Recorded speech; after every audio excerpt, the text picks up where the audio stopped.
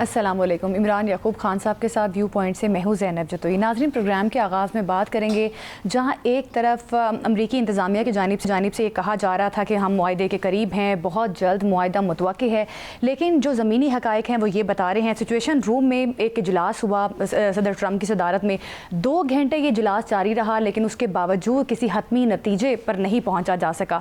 اب اس کے پیچھے کیا وجوہات ہیں؟ کیونکہ اگر صدر ٹرمپ اس جنگ کو آگے کیری بھی کرتے ہیں تو وہ بھی امریکہ کے لیے بہت مشکل ہے، کیونکہ اسلحے کا فقدان پایا جا رہا ہے، اور دوسری طرف چین کے ساتھ جو ان کے معاملات ہیں تائیوان کو لے کر، وہ بھی آگے کشیدگی کا رخ اختیار کر سکتے ہیں. اس قسم کی مختلف سٹیٹمنٹس آ رہی ہیں اور ایسا لگ رہا ہے کہ امریکہ کے لیے چیلنجز بہت زیادہ ہیں اور اس معاہدے تک پہنچنا امریکہ کے لیے کافی فائدہ مند ہوگا. لیکن اب اس پر مزید بات کریں گے کہ کیا ماحول بننے والا ہے، اور ساتھ ہی ساتھ بات کریں گے پاکستان اور امریکہ کا انسداد دہشت گردی اور مزید معاملات پر تعاون بڑھانے کے حوالے سے غور کیا گیا ہے، اور ابراہیم اکارڈ کے حوالے سے جو مختلف متضاد دعوے کیے جا رہے تھے، غلط خبریں پھیلائی جا رہی تھی کہ پاکستان یا کوئی بھی اسلامی ملک اس کا حصہ بننے جا رہا ہے، اس پر نائب وزیر اعظم و وزیر خارجہ اسحاق ڈار نے ایک کلیئر سٹیٹمنٹ دی ہے. انہوں نے کہا ہے کہ ہم فلسطین کو آزاد ریاست تسلیم کرتے ہیں اور اس قسم کی کوئی خبر جو ہے وہ درست نہیں ہے جو سوشل میڈیا پر یا میڈیا پر پھیلائی جا رہی ہیں.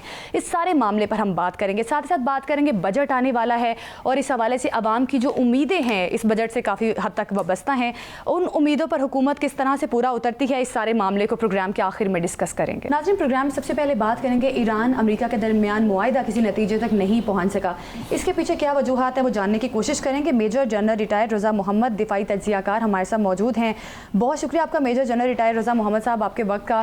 کیا سمجھتے ہیں سچویشن روم میں بھی ایک اجلاس ہوا امریکہ میں، صدر ٹرمپ اس کی قیادت بھی کر رہے تھے، لیکن پھر بھی ابھی تک کسی نتیجے تک نہیں پہنچ سکا امریکہ. کچھ تجاویز میں تبدیلی کی بھی باتیں ہو رہی ہیں کہ صدر ٹرمپ کی جانب سے کچھ اور ڈیمانڈز کی جا رہی ہیں. کیا لگتا ہے آپ کو معاہدہ ابھی تک نہ ہونے کے پیچھے کیا وجوہات ہیں، اور صدر ٹرمپ واقعی معاہدہ کرنا بھی چاہتے ہیں یا نہیں؟ جی السلام علیکم، بہت شکریہ. میں یہ یہاں سے شروع کروں گا کہ میرے خیال میں وہ معاہدہ کرنا چاہتے ہیں، لیکن ظاہر ہے ہر ایک چاہتا ہے کہ معاہدہ ان کی ٹرمز پہ ہو اور میکسیمم جو ہے اسپیس میکسیمم جو کنڈیشنالٹیز ہیں انہی کی ہوں. تو اس لیے تھوڑا ڈیلے ہو رہا ہے. نمبر 2، ہمیں یہ سمجھنا چاہیے کہ پریزیڈنٹ ٹرمپ جو ہیں ان کی پرسنالٹی اور ان کا جو آرٹ ہے، جیسے انہوں نے کتاب بھی لکھی آرٹ آف ڈیل، جی تو وہ ان کا آرٹ آف ڈیل کیا ہے؟ ان کا آرٹ آف ڈیل جو ہے وہ یہی ہے کہ آپ نے پریشرائز رکھنا ہے، اسٹرانگ رہنا ہے، ورڈز ایسے یوز کرنے ہیں کہ آپ نے جس کے ساتھ نیگوسیشنز کرنے ہیں وہ جو ہیں اپریہنسو رہیں. تو یہ ان کا ایک سٹائل ہے. ابھی ہم اس طرف آتے ہیں معاہدہ ہوگا کہ نہیں ہوگا اور کیسے ہوگا. سب سے پہلی بات تو یہ جی کہ خوشی کی بات ہے، اور آپ کو بھی پتہ ہے، مجھے بھی پتہ ہے، پوری دنیا کو پتہ ہے کہ یہ ایم او یوز جو ہیں ایک دفعہ نہیں کئی دفعہ آپس میں ایکسچینج ہوئے، اور دونوں سائڈیں جو ہیں ان میں امینڈمنٹس کر رہی ہیں، امپروومنٹس کر رہی ہیں. اس کا مطلب یہ ہوا کہ دونوں سائڈوں میں ایک ولنگنس ضرور ہے کہ ایک نتیجے پہ ایسے پہنچا جائے جہاں پہ پیس ہو جائے. اگر آپ کو یاد ہو تو آج ہی پریزیڈنٹ ٹرمپ نے یہ بھی ایک اندیا دیا تھا کہ وہ آبنا ہرمز کا جو بلاکٹ ہے وہ کھول دیں گے، اور گریجولی انہوں نے کہا جی کہ آبنا ہرمز کے اندر جو مائنز ہیں یا ہرڈلز جو بھی ایران کی طرف سے کریٹ کیے گئے ہیں وہ بھی صاف کیے جائیں گے. اور اس کے بعد جہاں تک رہی بات نیوکلیئر کی، جس کو لوگ کہہ رہے ہیں میجر پوائنٹ ہے، میرے خیال میں اتنا بڑا پوائنٹ ہی نہیں ہے، کیونکہ آج پریزیڈنٹ ٹرمپ نے خود ہی کہہ دیا، یہ تو نیوکلیئر ڈسٹ اس کو بول رہے ہیں جو انڈسٹری یورینیم ہے، کہ یہ مٹی کے نیچے دبا ہے، اور ہم نے 11 مہینے پہلے اس کو B-2 بامبرز کے ساتھ. جنرل صاحب، گزارش یہ ہے کہ جتنی باتیں آپ نے کی بالکل ٹھیک ہے، ایسے ہی ہے. پریزیڈنٹ ٹرمپ کہہ تو بہت کچھ رہے ہیں، لیکن ابھی خبریں یہ ہیں کہ امریکہ نے ایران میں جزیرے پہ حملہ بھی کر دیا. یعنی ایک طرف وہ آبنا ہرمز کو خالی کرنے کا اعلان کرتے ہیں، دوسری طرف حملہ کرتے ہیں. یہ کیا ہے سر؟ جی، جو حملہ ہوا تھا تھوڑی دیر پہلے تک تو مجھے جو پتا تھا وہ تھا کہ انہوں نے بندر عباس پہ 2-3 دن پہلے حملہ کیا تھا. جہاں تک جزیرے کا تعلق ہے، اگر آپ کھرگ آئی لینڈ کی بات کر رہے ہیں تو اس کا ابھی تک مجھے نالج نہیں ہے کہ اس پہ انہوں نے حملہ کر دیا کہ نہیں کیا. لیکن میرے خیال میں یہ ایک پریشر ٹیکٹکس ہے جو مسلسل امریکہ اور پریزیڈنٹ ٹرمپ جو یوز کرتے رہیں گے. نمبر 2، اس ساری چیز کے پیچھے کہ معاہدہ نہ ہو اور یہ جنگ جو ہے پرولونگ کرے اسرائیل ہے. اور پریزیڈنٹ ٹرمپ کی انٹرنل مجبوریاں بھی ہیں اور کچھ اور ایشوز بھی پرسنل بھی ہوں گے جن کی وجہ سے وہ اسرائیل کو بالکل چھوڑ نہیں سکتے یا ناراض نہیں کر سکتے یا انڈیپینڈنٹلی اسرائیل کے علاوہ آگے موو نہیں کر سکتے. تو میرا خیال ہے یہ کچھ ایسی چیز ہے جس کی وجہ سے ہرڈلز کریٹ ہو رہے ہیں. لیکن سر عمان کو کیوں ٹارگٹ کیا جا رہا ہے؟ عمان تو ان کا اتحادی بھی ہے. جی جہاں تک اس چیز کا تعلق ہے جی، اگر آپ کو یاد ہو تو پریزیڈنٹ ٹرمپ کی یہ ہسٹری ہے اور امریکہ کی بھی ہسٹری ہے. جہاں پہ ان کا اپنا انٹرسٹ آتا ہے وہاں پہ کوئی اتحادی ہو یا نہ ہو اس سے کوئی فرق نہیں پڑتا. پوری ساری سٹیٹس سیلفش ہوتی ہیں but America is one of those states which is utterly selfish اور بالکل کوئی ریمورس، کوئی ریگریٹ، کوئی ایمپتھی نہیں ہے. جہاں ان کے اپنے انٹرسٹ کی بات آتی ہے وہاں پہ وہ کسی کو بھی ڈچ کر سکتے ہیں، کسی کو بھی قربان کر سکتے ہیں. اچھا رضا صاحب، بالکل اگر ہم دیکھیں کہ عمان کو جس طرح سے صدر ٹرمپ نے ٹارگٹ کیا ہے اس کی وجہ یہ بھی سمجھی جا رہی ہے کہ آپ نے ہرمز پر ظاہر ہے بات ہو رہی تھی کہ ایران اور عمان مل کر اس کا کنٹرول سنبھالیں گے، تو وہ بھی صدر ٹرمپ کو برداشت نہیں ہوئی. یہی وجہ بتائی جا رہی ہے کہ اس وجہ سے وہ عمان کو دھمکیاں بھی دے رہے ہیں. اچھا یہ بتائیے گا، جس طرح سے ہم پہلے بھی بات کر رہے تھے کہ کچھ شکوک و شبہات اور ابہام معاہدے سے پہلے اتنے بڑھ چکے ہیں کہ بعد میں پتہ نہیں معاہدہ اگر ہو جاتا ہے تو اس کے بعد صدر ٹرمپ اپنی بات پر قائم رہیں گے یہ نہیں رہیں گے، یہ بہت بڑا سوالیہ نشان ہے. ایک طرف معاہدہ، دوسری طرف یہ بھی کہا جا رہا ہے کہ ایران کے ساتھ ہم جنگ بھی کر سکتے ہیں اور جنگی ماحول بھی بنایا جا رہا ہے، جنوبی علاقوں کو ٹارگیٹ بھی کیا جا رہا ہے ایران کے. تو اس طرح سے آپ کیا سمجھتے ہیں جب پہلے سے ہی اتنے شکوک و شبہات اور اس قسم کی غلط سٹیٹمنٹس جاری کی جا رہی ہیں امریکہ کی جانب سے، تو جب معاہدہ ہو جائے گا اس کے بعد کون گارنٹی لے گا کہ یہ معاہدے پر عمل درآمد بھی کرتے ہیں یا نہیں؟ جی تین چیزیں ہیں جو پریزیڈنٹ ٹرمپ جو ہے کویشچن یوز کر رہے ہیں. ایک تو ان کی اپنی جو سٹیٹمنٹس ہیں، اس کے بعد جو ابھی آپ نے جیسے کہا جی کہ وہ کہتے ہیں جی کہ ہم دوبارہ جنگ شروع کر سکتے ہیں، اور تیسری چیز یہ ہے کہ وہ اتحادی جو ہیں ان کو بھی پریشرائز کر رہے ہیں انڈائریکٹلی یا خطے کے باقی ممالک کو. تو جہاں تک معاہدے کا تعلق ہے کہ اگر ہو جاتا ہے تو کون گارنٹی کرے گا؟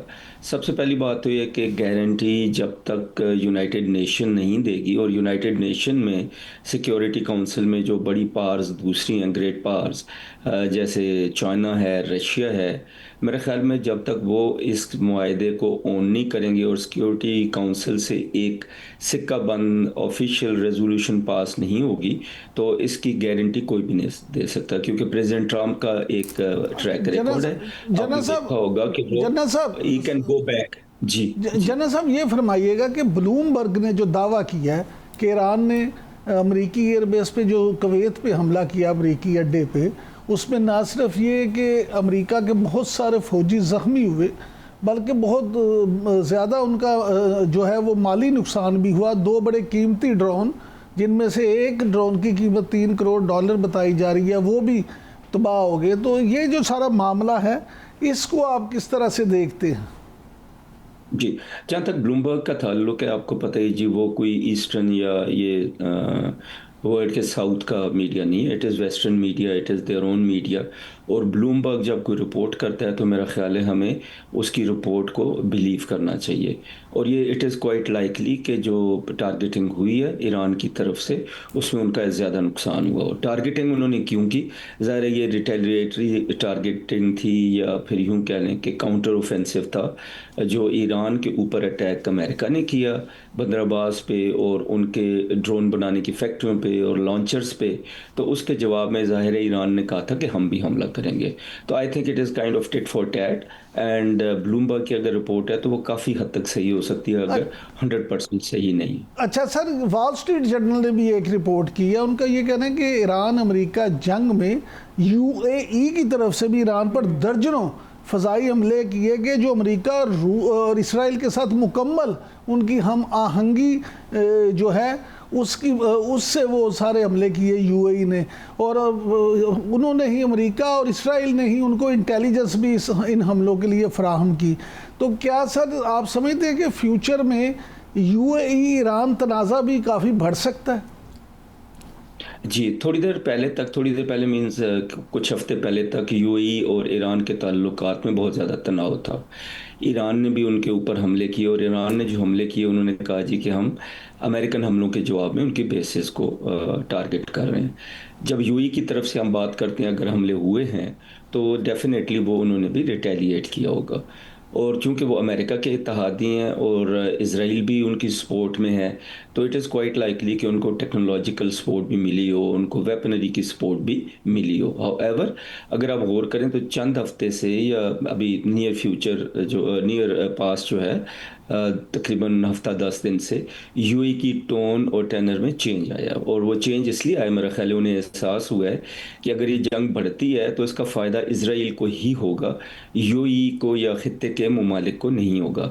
اس لیے آئی تھنک انہوں نے اپنا سٹانس ابھی جو ہے تھوڑا چینج کیا. جو اس طرح کی رپورٹس آتی ہیں جی سر جی جو اس طرح کی رپورٹس آتی ہیں وہ بیسیکلی انسٹیگیٹ کرنے کے لیے ہوتی ہیں. جی اچھا سر، یہ فرمائیے گا کہ امریکی میڈیا تو یہ بھی رپورٹ کر رہا ہے کہ ایران امریکہ معاہدے میں یہ شک بھی شامل ہے کہ ایران کو $300 ارب کا جو ہے نا وہ سرمایہ کاری فنڈ جو ہے وہ بھی اس میں شامل ہے تاکہ وہ اپنی جو ان کی تباہی ہے اس کو دور کر سکے. تو کیا سمجھتے ہیں ایران کو یہ ہرجانہ مل جائے گا؟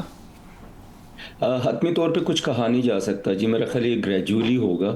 سب سے پہلی بات تو یہ ہے کہ جو ان کا سیج ہے، جو ان کا بلاکٹ ہے ایران کی پورٹس کا، وہ اٹھے. جب وہ اٹھے گا تو کم از کم ان کا کاروبار چلے گا، ان کا آئل جانا شروع ہوگا، ان کی جو اکنامکس ہیں وہ بہتر ہوں گی، انکم شروع ہو جائے گی. پہلی بات تو یہ جی. دوسری بات ہے ان کے اوپر سینکشنز ہیں. وہ تو چاہیں گے کہ 100% جو ہے سینکشنز نرم ہو جائیں، لیکن وہ میرا خیال ہے سلیکٹیولی نرم ہوں گی اور گریجولی نرم ہوں گی. جہاں تک یہ وار ریپریشنز یا جرمانے کا تعلق ہے، ڈیمانڈ ضرور ہے ایران کی، لیکن اس میں سے کتنا ملتا ہے یا بالکل نہیں ملتا، اس کے بارے میں ابھی تک کچھ کہنا جو ہے ممکن نہیں ہے. ہاں جب یہ جی کنٹینیو کریں. جب ان کا ایم او یو ہو جائے تو اس کے بعد آپ کامنٹ کر سکتے ہیں کہ جی کہ ان کو مل رہا ہے کہ نہیں ہوا ہے. اچھا رضا محمد صاحب، ہم جس طرح سے پہلے بات کر رہے تھے کہ آرٹ آف ڈیل ایک صدر ٹرمپ کا ایک طریقہ کار ہے کہ پریشرائز کرنا ایران کو، اس وجہ سے مختلف سٹیٹمنٹس دی جاتی ہیں تاکہ ابہام پیدا کیا جا سکے. لیکن جس طرح سے اگر ہم زمینی حقائق کا تھوڑا سا جائزہ لیں کہ امریکہ کے پاس ہتھیار بھی ختم ہوتے جا رہے ہیں کہ وہ ایران کے ساتھ جنگ کر سکے، تو اس بارے میں بتائیے گا کہ کیا لگتا ہے آپ کو کہ امریکہ شاید ایران سے زیادہ جلدی میں یہ معاہدہ ہو جائے اگر زمینی حقائق کا جائزہ لیں خالی ہم تو؟ اوکے جی. جہاں تک سٹاک پائلز کا تعلق ہے یا ان کی جو ویپن انوینٹری کا تعلق ہے، اس میں فرق ضرور پڑا ہے کیونکہ وہ خود بھی یوز کر رہے ہیں، اسرائیل کو بھی دے رہے ہیں. بٹ چونکہ امریکہ جو ہے ایک بہت بڑی ملٹری پاور ہے، سپر پاور ابھی تک، ٹیکنالوجیکلی، ملیٹریلی، اکنامکلی، ان کی جو ڈپلیشن آف سٹاکس ہیں وہ ضرور ہوئی ہے. کیا وہ اتنے ختم ہو گئے ہیں کوئی بالکل جنگ نہیں کر سکتے؟ میرا خیال ہے ہم یہ نہیں کہہ سکتے. ہر جو کنٹری ہوتی ہے اس نے وار ریزروز رکھے ہوتے ہیں کچھ، یا ریزروز رکھے ہوتے ہیں وار کے دوران بھی. تو میرے خیال میں ان کی انوینٹری جو ہے بالکل خالی نہیں ہوگی. نمبر 2 بات یہ ہے کہ اگر جنگ بند ہوتی ہے تو اس میں ایک ایسپیکٹ تو یہ ضرور ہے کہ خرچہ بڑا ہو رہا ہے جنگ میں، اور جو امریکن پبلک ہے اس کو نقصان ہو رہا ہے. آئل مہنگا ہو گیا، مہنگائی ہو گئی. دنیا کی طرف سے بھی پریزیڈنٹ ٹرمپ پہ پریشر ہے اور انٹرنلی بھی اپنے عوام کی طرف سے پریشر ہے. تو ان دونوں چیزوں کو جب ہم دیکھتے ہیں تو ہمیں یہ سمجھ آتی ہے کہ پریزیڈنٹ ٹرمپ کے لیے بھی شاید جنگ کو آگے لے کے جانا مشکل ہوگا. اور لاسٹ پوائنٹ کہ جہاں تک ان کا جو پولیٹیکل کیریئر ہے یا پولیٹیکل اپوننٹس ہیں وہ بھی اس جنگ کے اگینسٹ ہیں، اور ہر روز کوئی نہ کوئی سٹیٹمنٹ آ رہی ہوتی ہے اگینسٹ وار. جنرل صاحب یہ فرمائیے گا کہ امریکی وزیر نے چین کو جو دھمکی دی ہے کہ ملک چین سمیت کوئی بھی ملک خطے میں بالادستی قائم نہیں کر سکتا، اور خاص طور پہ بحر الکاہل میں کسی بھی بالادستی سے طاقت کا توازن بگڑ جائے گا، تو آپ کیا سمجھتے ہیں چین جو ہے وہ امریکی دھمکی کے جواب میں کوئی جواب دے گا یا اس پہ خاموشی اختیار کرے گا؟ جتنا میں جانتا ہوں چین یا تو بالکل جواب نہیں دے گا، اگر جواب بھی دے گا تو چند لائنوں میں ہوگا، اور وہ یہ ہوگا میرے خیال میں کہ ہم اپنے مفادات کا تحفظ کرنے کے قابل ہیں، جب بھی جہاں کہیں بھی ہمیں نیوی ڈپلوائے کرنی پڑی ہم کریں گے.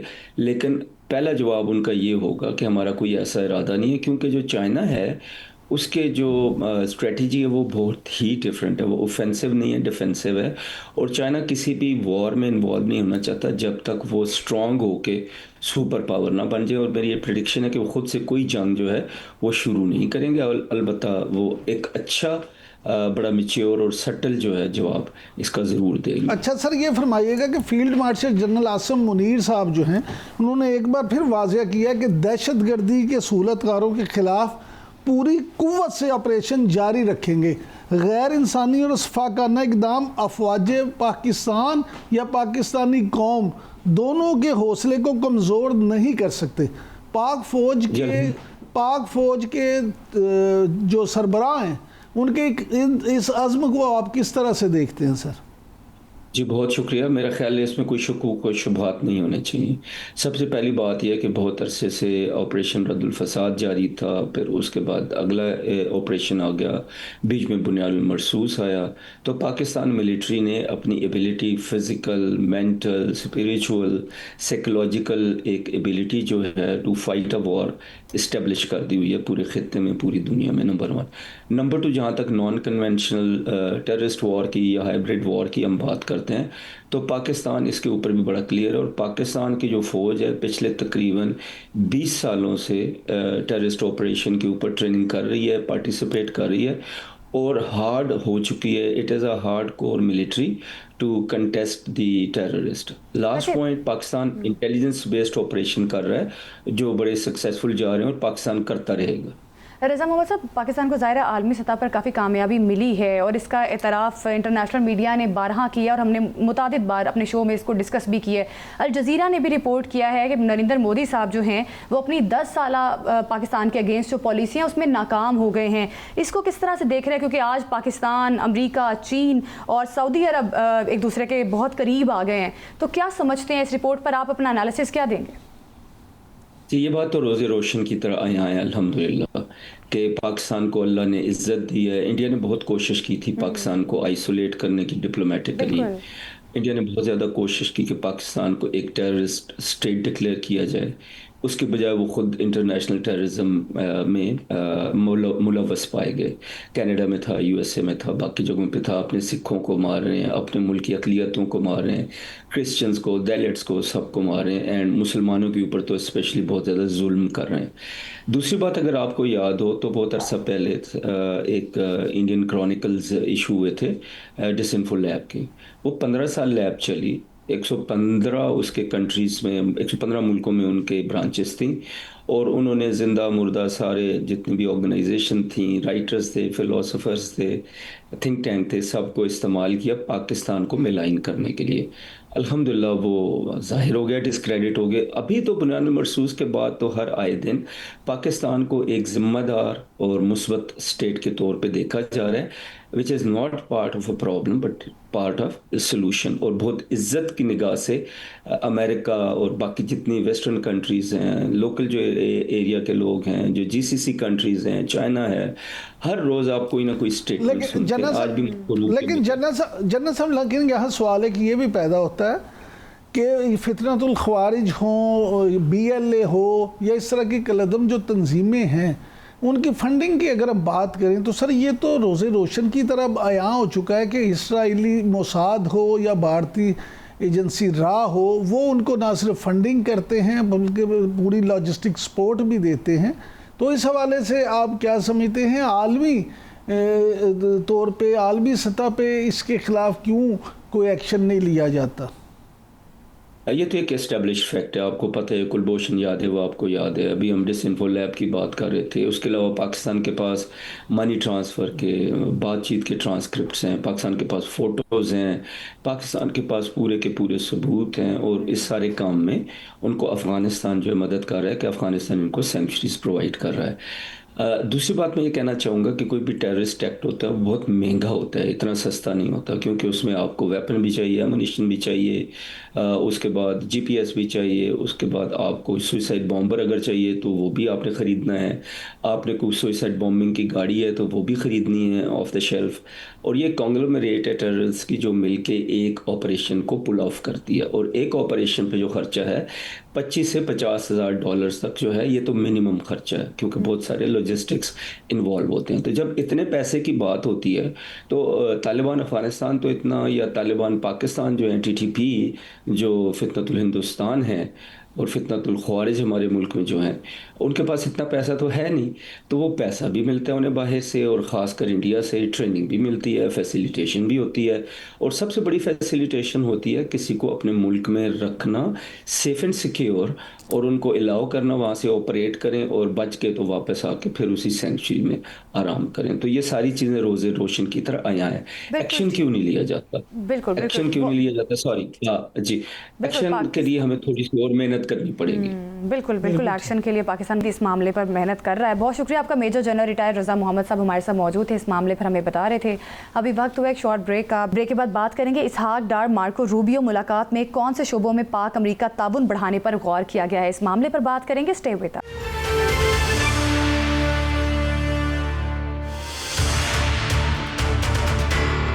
ویلکم بیک ناظرین. نائب وزیر اعظم و وزیر خارجہ اسحاق ڈار کی امریکی وزیر خارجہ مارکو روبیو سے ملاقات ہوئی ہے. اس ملاقات میں خطے سے متعلق صورتحال اور تجارت کے حوالے سے بات چیت کی گئی ہے، اور ساتھ ہی ساتھ اسحاق ڈار صاحب نے یہ بھی کہا ہے کہ مارکو روبیو بھی پاکستان آ سکتے ہیں. کب آئیں گے، کیا اہمیت ہوگی اس دورے کی، اس تمام تر معاملے پر بات کریں گے. سردار مسعود خان اقوام متحدہ میں سابق مستقل مندوب اور سفیر، جنیوا اور نیو یارک، چین اور امریکہ میں پاکستان کے سفیر، سابق صدر آزاد جموں و کشمیر ہمارے ساتھ موجود ہیں. سردار مسعود خان صاحب بہت شکریہ آپ کے وقت کا. پہلے تو اسحاق ڈار صاحب کی جو ملاقات ہوئی ہے امریکی وزیر خارجہ سے، اس ملاقات پر کامنٹ کیجیے گا، اور یہ بھی بتائیے گا کہ مارکو روبیو صاحب اگر پاکستان کا دورہ کرتے ہیں کتنا امپورٹنٹ ہوگا اور اس کی کیا سگنیفیکنس ہوگی. یہ میٹنگ جو ہے میرا خیال ہے ان کی باقاعدہ دوسری میٹنگ ہے. ایک گزشتہ برس ہوئی تھی اور وہ مارکہ حق کے بعد، اور ایران، اسرائیل اور امریکہ کی جنگ کے بعد ہوئی تھی. اور اس وقت یہ وہ دور تھا جب پاکستان اور امریکہ کے درمیان باہمی اعتماد بہت تیزی سے بڑھا تھا. اس مرتبہ بھی جو گئے ہیں تو میں سمجھتا ہوں کہ سر فہرست یہی ایران کا مسئلہ ہوگا کہ کس طریقے سے یہ جنگ بند کروائی جائے. اور امریکہ کے انہوں نے یہ یقیناً بتایا ہوگا کہ امریکہ کی کیا پوزیشن ہے، اس کی کیا سرخ لکیریں ہیں، یا ایران نے جو پوزیشن لی ہوئی ہے وہاں کوئی درمیانی راستہ نکل رہا ہے یا نہیں لکھ رہا. دوسری اہمیت جو ہے وہ ہے دو طرفہ مذاکرات. تو دو طرفہ مذاکرات امریکہ کے اور پاکستان کے بہت اہم ہیں. اب یہ ایک اسٹرکچر ڈائلاگ بن چکا ہے جس میں ہم تجارت اور سرمایہ کاری کو بڑھانے کے لیے، اور اس کے علاوہ جو ہے نیو ٹیکنالوجیز، خاص طور سے جنریٹو اے آئی، اور پھر جو ہے یہ بلاک چین یا دوسرے جو ہے روبوٹکس اور اس قسم کی جو ہیں ٹیک سٹارٹ اپس جو بالخصوص. اور آپ نے دیکھا ہوگا کہ گزشتہ برس ہمارے اور امریکہ کے کرپٹو کرنسی میں بھی اور کرٹیکل منرلز میں تعلقات بہت تیزی سے بڑھے ہیں، اور اس سلسلے میں معاہدے بھی ہوئے ہیں جن کے اوپر عمل درآمد ہو رہا ہے. تو اور امریکہ سے ہم متبادل توانائی بھی لیتے ہیں. اس میں ابھی تک جب میں دیکھ رہا تھا تو انہوں نے کوئی، میرا خیال ہے کہ جو ایران سے متعلق اس کی حساسیت کی وجہ سے کوئی بیان نہیں دیا کہ امریکہ نے کیا پوزیشن اختیار کی ہے. کیونکہ جو صدر ٹرمپ نے اپنی آخری میٹنگ کی، کیبنٹ میٹنگ کی، اس کے بعد انہوں نے خاموشی اختیار کی ہے جو غیر معمولی ہے، کیونکہ عام طور پر ٹروتھ سوشل پہ بتا دیتے ہیں کہ ان کا موقف کیا ہے. اس میٹنگ میں جانے سے پہلے انہوں نے بتا دیا تھا، اور انہوں نے کچھ ایک قسم کے نئے مطالبات وہاں شامل کر دیے تھے، یا کچھ ایسے کہا تھا کہ میمورینڈم آف انڈرسٹینڈنگ میں وہ چیزیں شامل ہیں جو ایرانیوں نے کہا ہے کہ وہ شامل نہیں ہیں، یا اس طریقے سے شامل نہیں ہیں جس طریقے سے انہوں نے کہا ہے. تو میں سمجھتا ہوں کہ یہ میٹنگ بہت اہم ہے. یہاں پہلے دور مذاکرات کے بعد جو ایران اور امریکہ کے درمیان ہوا تھا، اس کے بعد یہ پہلی اعلیٰ سطحی ملاقات ہے، اور پہلا اعلیٰ سطحی رابطہ ہوا ہے فیس ٹو فیس. تو میرا خیال ہے کہ یہ اس کی بھی اپنی ایک اہمیت ہے، اور میرا خیال ہے کہ جب یہ تشریف لائیں گے اپنے اسحاق ڈار صاحب تو پھر جو ہے بلکہ میرا خیال لا چکے تو وہ بریف کر دیں گے کہ اس کے اوپر کیا کیا جو ہے موضوعات زیر بحث آئے، اور کس طریقے سے یہ جو جنگ کو ختم کرنے کے لیے اور ایک معاہدے کے لیے مزید راہ ہموار کی جا سکتی ہے. سردار صاحب یہ فرمائیے گا کہ پاکستانی جو بڑے اہم ذرائع ہیں ان کے مطابق تو یہ خبریں سامنے آ رہی ہیں کہ امریکہ ایران معاہدہ جو ہے وہ آلموسٹ بالکل طے ہو چکا ہے، بالکل اس پہ سائن ہونے کے قریب ہیں، اور اس پر دستخط بھی اسلام آباد میں ہوں گے. اور جیسے یہ سارا کچھ ہوتا ہے مارکو روبیو پہلے آئیں گے، اور پھر شنید یہ بھی ہے کہ پریزیڈنٹ ٹرمپ آ کے اس معاہدے پہ سائن کریں گے. آپ کیا سمجھتے ہیں کہ اگر یہ معاہدہ پاکستان میں ہوتا ہے تو یہ پاکستان کے لیے کتنے فخر کی بات ہے؟ پاکستان کے لیے بہت فخر کی بات ہوگی، اور یہ ہے کہ چونکہ ہم نے مذاکرات کا پہلا دور یہاں ہوسٹ کیا تھا، تو اب نیچرلی جو ہے ابھی گھوم پھر کے آپ دیکھیں بہت سارے میڈیٹرز تھے، مصر رہا، ترکی رہا، اس کے علاوہ قطر رہا، عمان رہا، سعودی عرب نے بھی اپنے سطح پہ سہولت کاری کی ہے، لیکن Pakistan was the lead mediator, continues to be the lead mediator. تو یہ دوسرے دور کی میزبانی بھی پاکستان کو کرنی چاہیے، اور میں سمجھتا ہوں کہ اس کے لیے امریکہ آمادہ ہے، اس کے لیے چین خوش ہے، اس کے لیے خلیجی ریاستیں خوش ہے، اور سب سے بڑھ کر جو ہے وہ ایران کا بھی اعتماد ہم ہی پہ ہے. کیونکہ آپ نے دیکھا ہوگا کہ قطر میں بھی بیٹھے ہوئے جو ایرانی وزیر خارجہ تھے، انہوں نے یہاں پاکستانی حکام سے بات کی اس پورے معاملات کے اوپر. انہوں نے اس سے بھی آگاہ کیا کہ ان کے قطری وزیر اعظم یا قطری جو نیگوشیٹرز تھے ان کے ساتھ یا میڈیٹرز کے ساتھ کیا بات چیت ہوئی.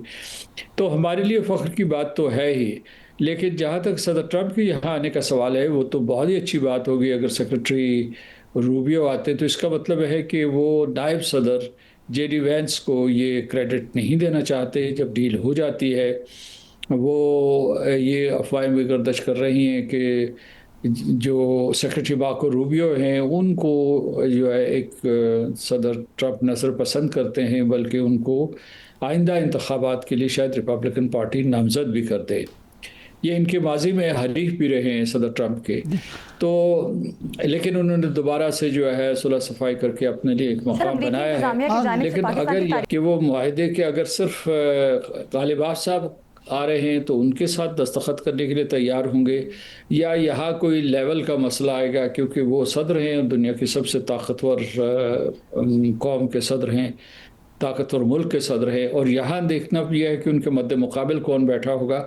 ویسے ان کا طبعی رجحان یہ ہوگا کہ وہ ضرور آئے اور اس کے اوپر 100% کریڈٹ لیں، بجائے اس کے کہ مارکو روبیو صاحب کو وہ کریڈٹ جائے، کیونکہ آپٹکس میٹر کرتی ہیں اس قسم کے معاملات میں.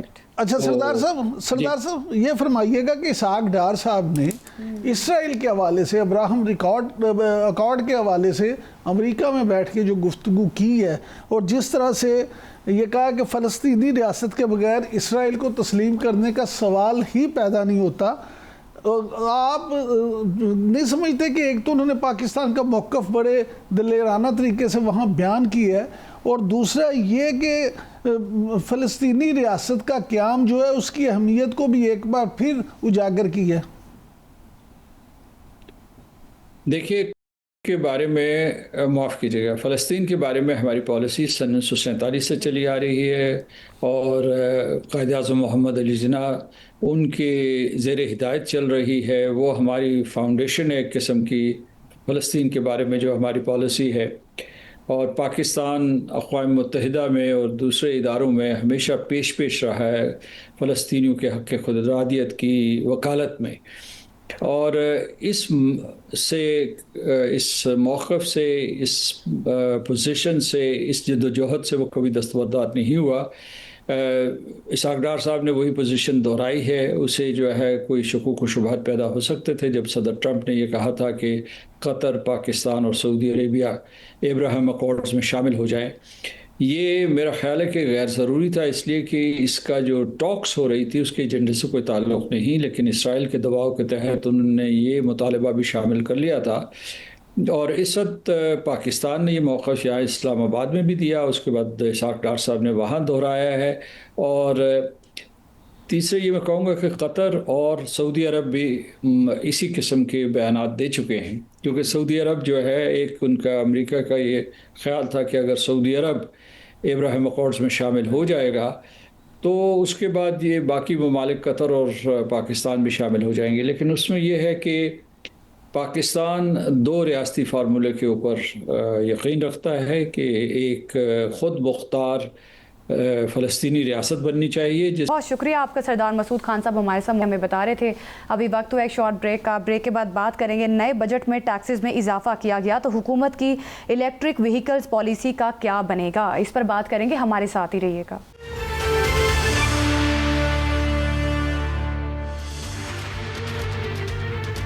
Welcome back. ناظرین، پچھلے 1-2 سال میں حکومت نے ہائبرڈ گاڑیوں، الیکٹرک گاڑیوں اور سولر پر ریلیف یا کم از کم ان پر مزید ٹیکس نہ لگانے کے حوالے سے بات کی تھی، لیکن اب وہ ایسا لگ رہا ہے کہ مختلف قسم کی جو تجاویز دی جا رہی ہیں کہ ہائبرڈ گاڑیوں، الیکٹرک گاڑیوں پر ٹیکس لگایا جائے گا.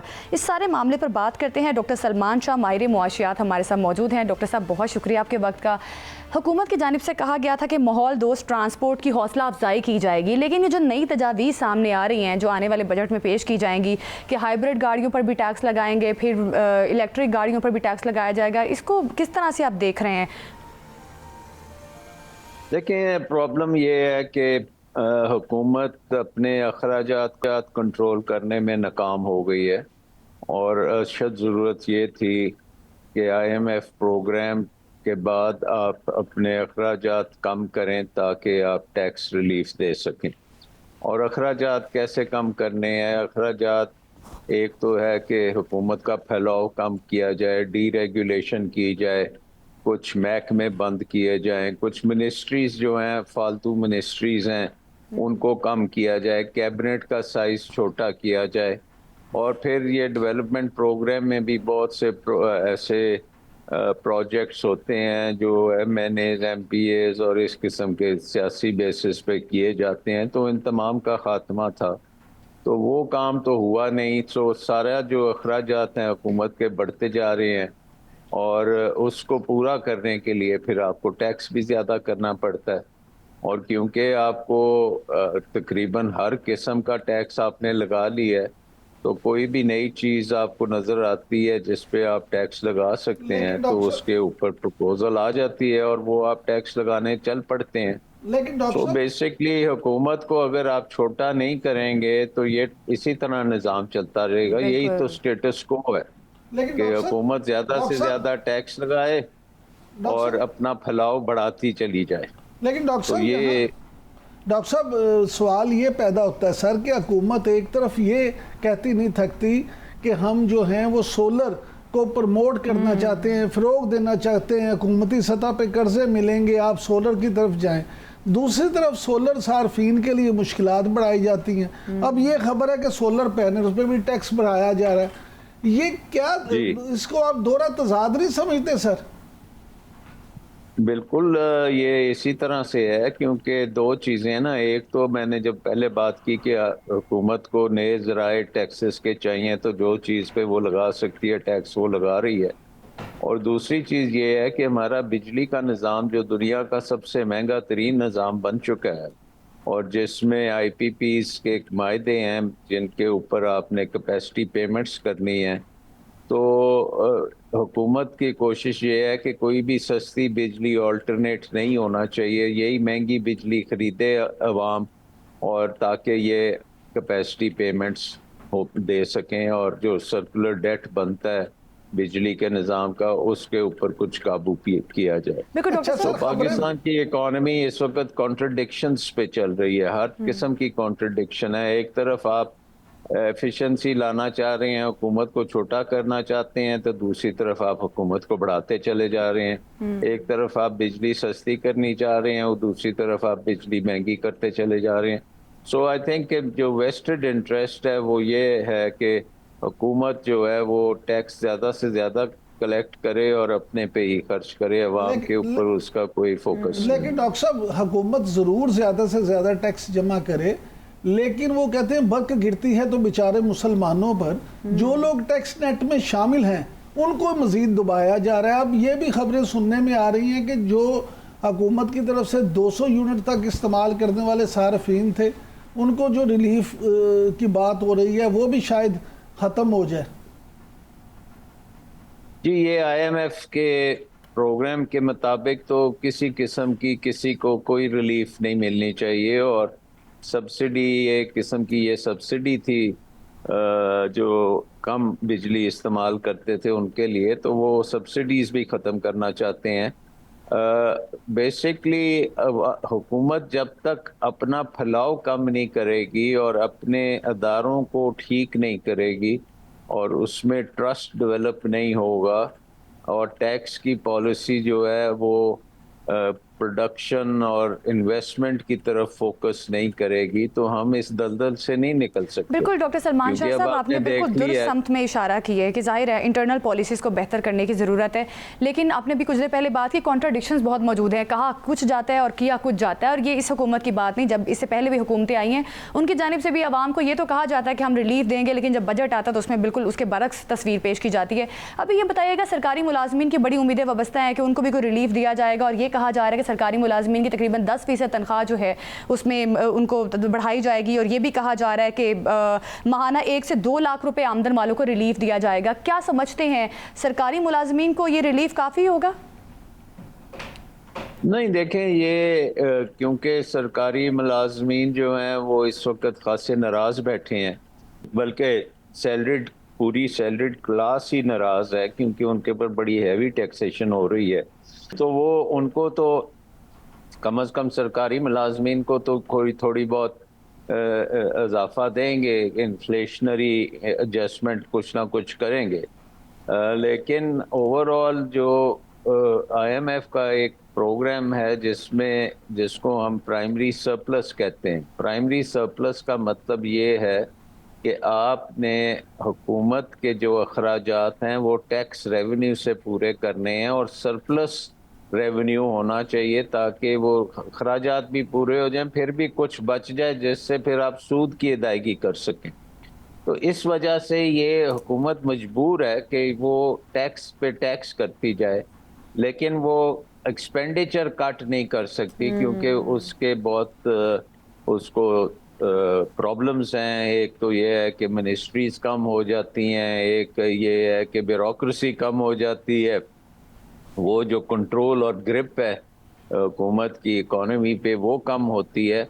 सो डीरेगुलेशन और डाउन साइजिंग, डिजिटलाइजेशन, ये इस तरह की चीज़ें जो हैं उसमें हुकूमत बहुत स्लो जा रही है डॉक्टर साहब, और आप ज़्यादा से ज़्यादा वक्त पास करने की कोशिश में है। अच्छा डॉक्टर साहब, आप माशाल्लाह क्योंकि एक बड़े नामवर इकोनॉमिस्ट भी हैं, आप हुकूमती मामलात को भी समझते हैं, ब्यूरोक्रेसी की चालाकियां भी बड़े अच्छे से जानते हैं।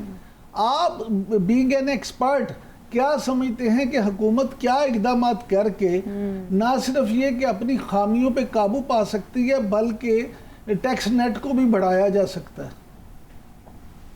देखें, एक चीज़ ये है कि हमें सबसे इम्पोर्टेंट जो इस वक्त पाकिस्तान की इकोनॉमी को ज़रूरत है वो है इन्वेस्टमेंट की। वो टैक्स की ज़रूरत नहीं है, इन्वेस्टमेंट की ज़रूरत है। टैक्स तो बल्कि इन्वेस्टमेंट को ख़त्म करता है। आपने बिजली भी महंगी कर दी, आपने पेट्रोल के ऊपर भी बेशुमार टैक्सेस लगा दिए, आपने वैसे भी टैक्सेस लगा दिए, तो कारोबार कैसे होगा?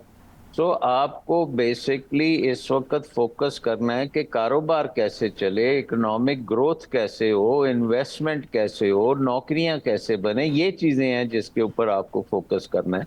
लेकिन क्योंकि आप IMF में फंसे हुए हैं, आप टैक्सों पे लगे हुए हैं और आप चाहते हैं कि हर किस्म के टैक्स लगें, हर किस्म की जो है काबू किया जाए, ब्यूरोक्रेसी का रोल बढ़ाया जाए। I mean, ये अगर जो पहले एक कमेटी बनी थी, आपको बिल्कुल याद होगा, बंगाली साहब ने कमेटी बिल्कुल टैक्सेस से ज़्यादा कुछ रिफॉर्म्स करने की ज़रूरत है हुकूमत को। बहुत शुक्रिया आपको डॉक्टर सलमान शाह साहब हमारे साथ मौजूद थे और हमें इस सारे मामले पर बता रहे थे। नाज़रीन, इसी के साथ प्रोग्राम से दीजिए हमें इजाज़त, कल फिर मुलाकात होगी। अल्लाह हाफिज़।